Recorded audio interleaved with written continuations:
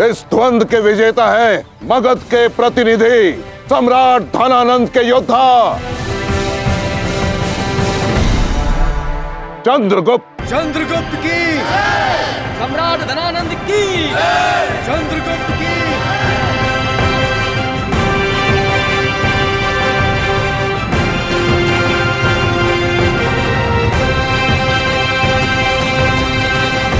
अब इस प्रतियोगिता से पूर्व निर्धारित शर्त के अनुसार यवनराज सेल्यूकस आप सभी के समक्ष एक घोषणा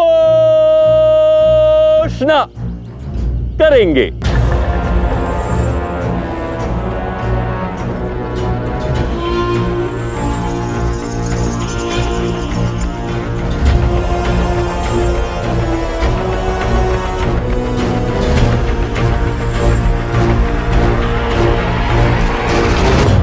मैं शाह सेल्यूकस मगध की धरती पर मगध की ताकत और मगध शाह धनानंद से अपनी शिकस्त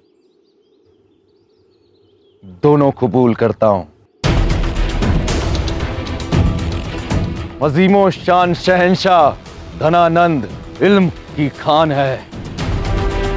हजारों शेरों से ज्यादा ताकतवर और बहादुर हैं। उनकी ताकत किसी की छाती तो क्या पर्वत हिलाकर चकनाचूर कर देने में काबिल है।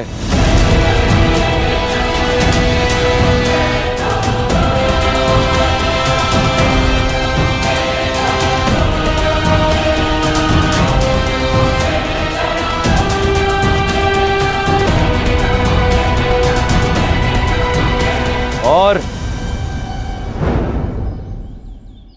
आप बोलते रहिए मित्र सेल्यूकस, मैं कान लगा के सुन रहा। बोलिए बोलिए। और शाहे मगध की तारीफ में दुनिया का हर अफसाना कम पड़ जाएगा।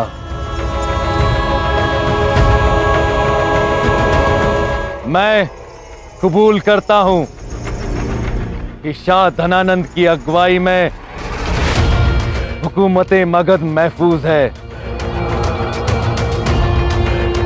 और उसे अपनी हिफाजत के लिए किसी की मदद की जरूरत नहीं। मैं कबूल करता हूं कि शाह धनानंद बुलंद रहे और हर दुनिया पर कब्जा करें। यहां सेल्यूकस अपनी हार मानता है और शाहे मगध जिंदाबाद थे, जिंदाबाद हैं और जिंदाबाद रहेंगे। सम्राट धनानंद की जय। सम्राट धनानंद की जय। सम्राट धनानंद की जय। सम्राट धनानंद की जय। सम्राट धनानंद की।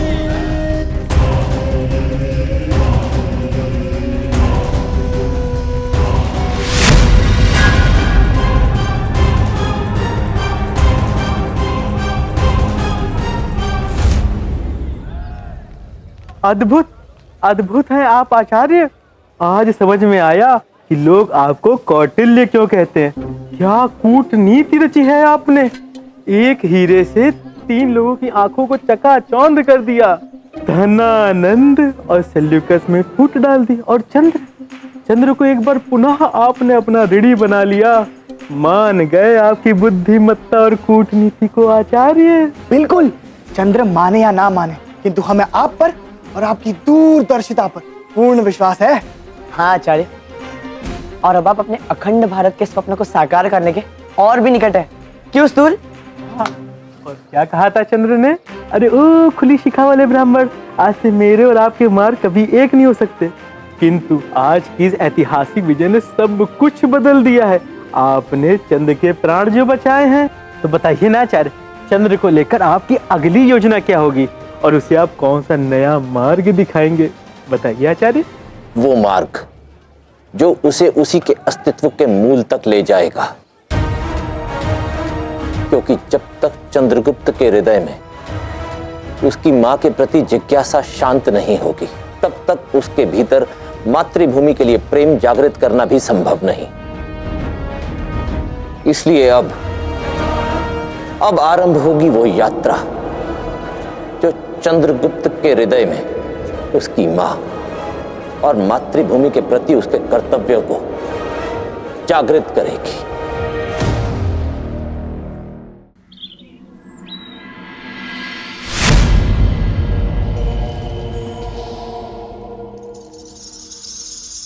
चाहता तो था कि तुम्हें दंड दूं, किंतु तुम्हारी इस जीत ने मुझे आनंदित कर दिया। तुम्हारी इस विजय ने ना केवल मेरा सर गर्व से ऊंचा किया, अपितु सेल्यूकस को उसका उचित स्थान भी दिखा दिया। जीतना तो मुझे था ही सम्राट, क्योंकि प्रश्न मेरे जीत या हार का नहीं बल्कि सम्राट के मान का था। और जब तक मैं हूं तब तक सम्राट के मान में वृद्धि ही होगी। उत्तम, किंतु एक समस्या है जो हम दोनों के मध्य अभी भी शेष है, और वो है बाधा।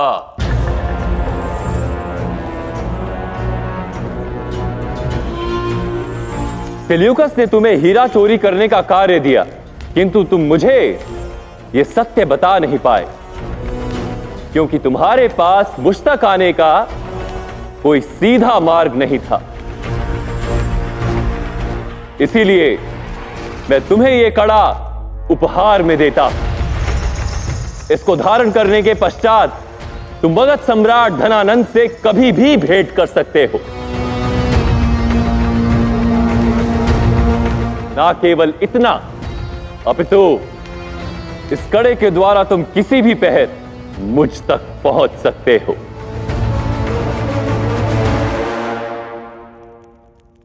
अब तुम्हारे और मेरे मध्य कोई औपचारिकता, कोई बाधा नहीं होगी। आपकी दया अतुल्य है सम्राट। धन्यवाद। सम्राट की जय हो, सम्राट की जय हो। इस द्वंद्व से पूर्व कुछ लोग ऐसे भी थे जिन्हें संदेह नहीं, पूर्ण विश्वास था कि तुम इस द्वंद्व से जीवित नहीं लौटोगे।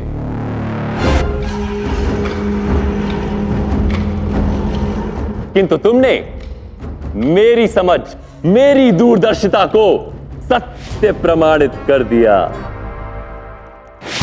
इस उपहार के अतिरिक्त यदि तुम्हें कुछ और चाहिए तो निसंकोच मांगो।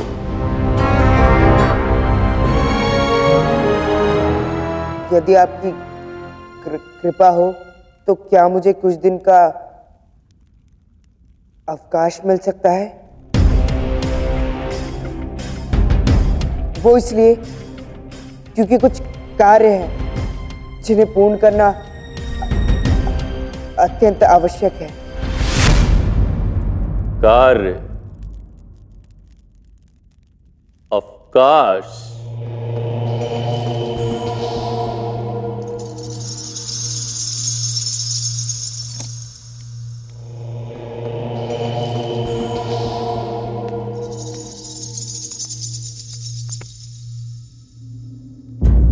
क्या वो आवश्यक कार्य तुम मुझे मेरे सिंहासन से विमुख कर देना चाहते हो?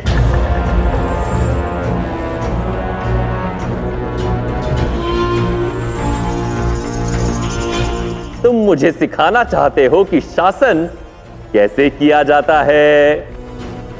तुम मुझसे मेरा सिंहासन छीन लेना चाहते हो, मुझे उस पर से उखाड़ देना चाहते हो? हाँ? नहीं, मैं आपके सिंहासन के विषय में स्वप्न में भी नहीं सोच सकता।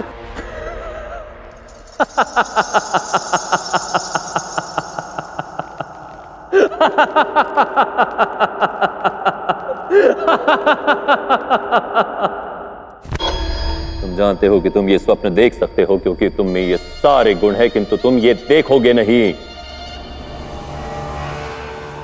क्योंकि तुम मूर्ख नहीं हो। निसंदेह महाराज,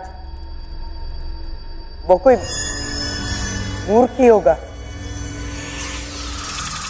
जो आपका स्थान लेना चाहेगा। आप तो मगध के भगवान हैं और भगवान का स्थान कौन ले सकता है भला? उत्तम, तो जाओ और अपना कार्य पूर्ण कर आओ चंद्रगुप्त।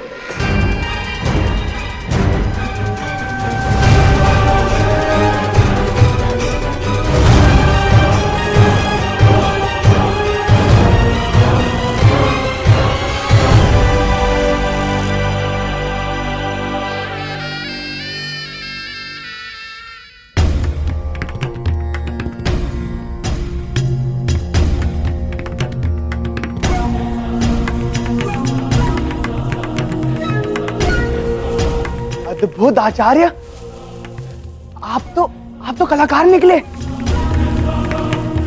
किंतु समझ नहीं आता कि आप हम सब जड़ बुद्धियों के पीछे अपना समय और कला व्यर्थ क्यों कर रहे हैं?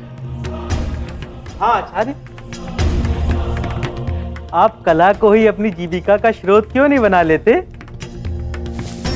हम इसकी प्रदर्शनी लगाएंगे, संसार भर से लोग आकर इन कलाकृतियों को खरीदेंगे, इनकी प्रशंसा करेंगे और आप विश्व प्रसिद्ध हो जाएंगे आचार्य। क्षमा करना आचार्य, किंतु मैं अभी थोड़ी शीघ्रता में हूँ। युद्ध प्रांगण में आपने जो मेरी सहायता की, मैं उसके लिए आपको धन्यवाद देना चाहता हूँ।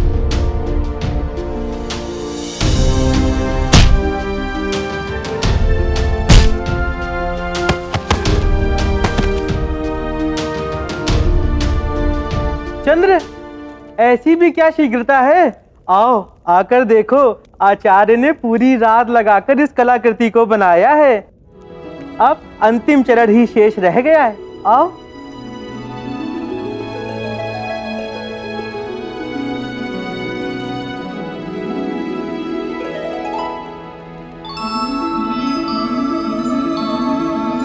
अद्भुत, क्या कलाकृति बनाई है आपने आचार्य।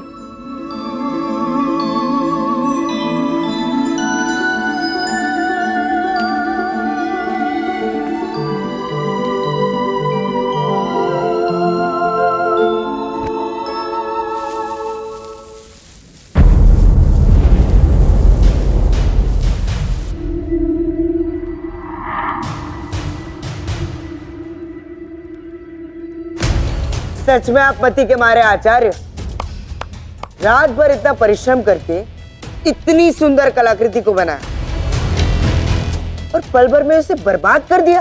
क्यों? क्योंकि यदि मैं इसका नाश नहीं करता तो ये मेरा नाश कर देती।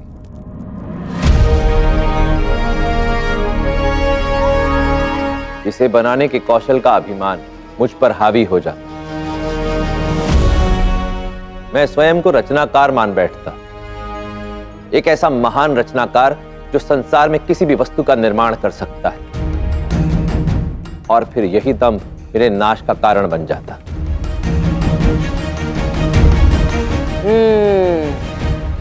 समझ गया। आप मुझे चिता रहे हैं ना कि डेस्मंड को हराने वाला असंभव कार्य करके मैं कहीं अहंकारी ना हो जाऊं। अपनी किसी भी उपलब्धि को अपनी पहचान मत बनने दो चंद्रगुप्त, अन्यथा वो तुमसे तुम्हारी पहचान ही छीन लेगी। तुम्हारी सोचने समझने, निर्णय लेने की शक्ति को प्रभावित करेगी। हर असंभव कार्य को संभव करने का दंभ तुम में भर देगी। ऐसे असंभव कार्य जिनके लिए तुम अभी उपयुक्त साधनों से सज्जित नहीं हो, जैसे कि तुम इस समय पीपली वन जाने के विचार से ग्रसित हो।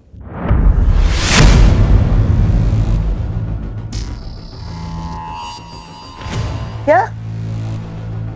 पर आपको कैसे ज्ञात हुआ कि मैं पीपली वन जाने के विषय में सोच रहा था? अपने साथ पीपली वन का राज चिन्ह लेकर यहां तुम केवल मुझे धन्यवाद देने तो नहीं आए होगे चंद्रगुप्त,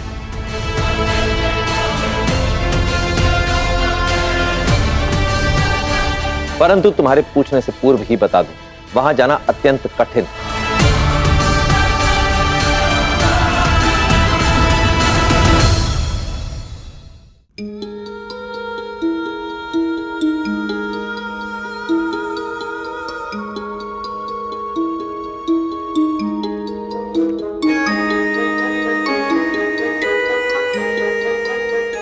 गर्वित है ना आर्य?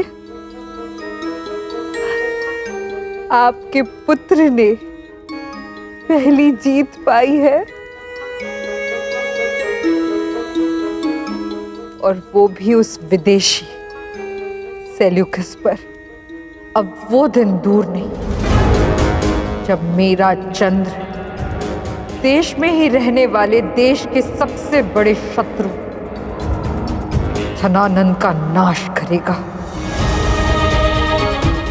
आज भी इतने वर्षों पश्चात वो दृश्य मेरे नेत्रों के सामने स्पष्ट है।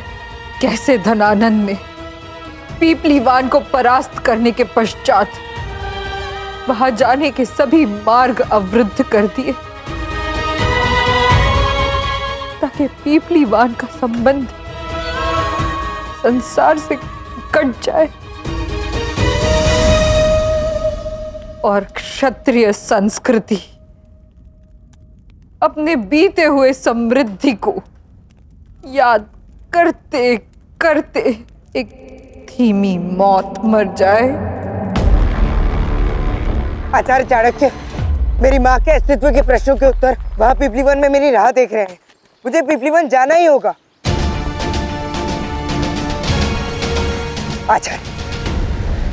आचार्य, इतना तो मैं समझ गया कि आप सभी को उनकी जिज्ञासाओं के अनुसार उत्तर और उसके समाधान देते हैं, उनकी सहायता करते हैं। तो फिर बताइए कि मैं पीपलीवन तक कैसे पहुंचूं? सहायता के लिए निवेदन करते समय वाणी में विनम्रता अत्यावश्यक।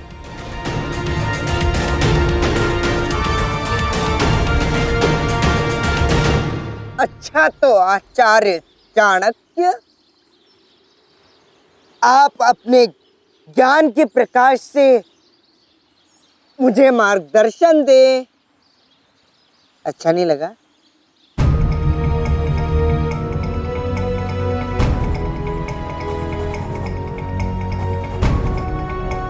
आचार्य, केवल आप ही हैं जो मेरी सहायता करने में सक्षम हैं।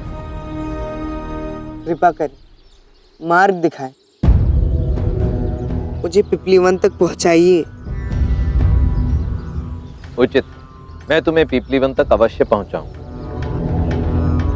धन्यवाद आचार्य, धन्यवाद। परंतु उसके पूर्व तुम्हें एक चोरी और करनी होगी। क्या चोरी? मुझे सम्राट बनाने निकले थे और अब चोर बनाकर दम लोगे क्या?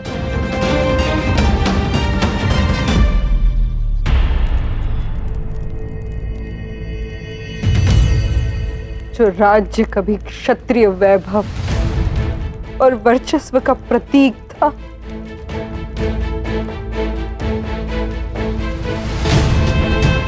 वो अवसाद के भीषण अंधकार में लुप्त है।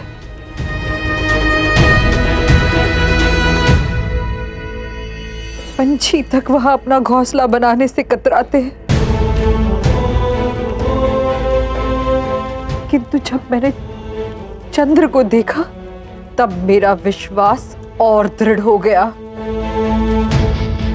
अब जब तक मैं जीवित हूं तब तक मैं लड़ूंगी, हर परिस्थिति से, हर कठिनाई से, ताकि वो दिन देख सकूं जब मेरा पुत्र, हमारा पुत्र अपने जड़ों से जुड़ेगा, अपने अस्तित्व के मूल से जुड़ेगा और पीपलीवान को उसकी खोई हुई ख्याति और वैभव पुनः प्रदान करेगा। केवल पीपलीवान का नहीं, पूरे भारतवर्ष का प्रतिकार लेगा धनानंद से हमारा चंद्रगुप्त।